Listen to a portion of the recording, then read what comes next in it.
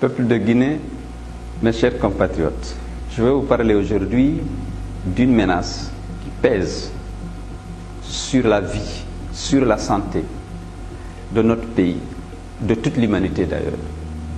Vous l'avez sans doute suivi. Le coronavirus a fait des ravages en Chine, en Europe, aux États-Unis, dans ces grandes puissances qui disposent des plus grands hôpitaux, des sommités intellectuelles, des grands laboratoires. On n'arrive pas à arrêter la propagation de ce virus. Il y a eu déjà beaucoup de morts, comme vous l'avez su. En Afrique, et en Guinée particulièrement, nous n'avons pas les mêmes capacités que ces pays. Nous avons notre système sanitaire et hospitalier très fragile et très précaire.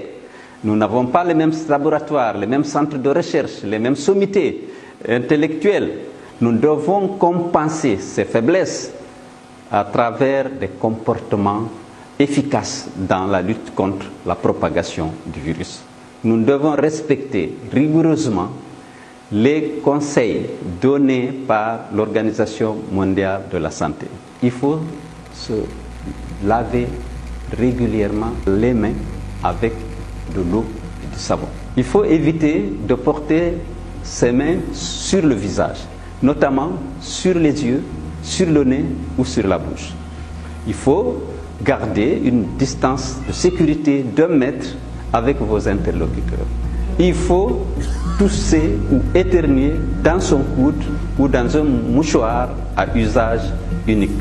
Avec ces gestes, vous allez contribuer à préserver la vie et la santé de l'humanité entière. Chrétiens, musulmans, animistes, membres de la mouvance, membres de l'opposition, citoyens de toutes les sensibilités, restons unis pour sauver notre nation, pour sauver chacun de nous. Mes chers compatriotes, dans cette épreuve, nous devons faire preuve d'humanisme, solidarité et de générosité, surtout à l'endroit de ceux qui sont les plus démunis.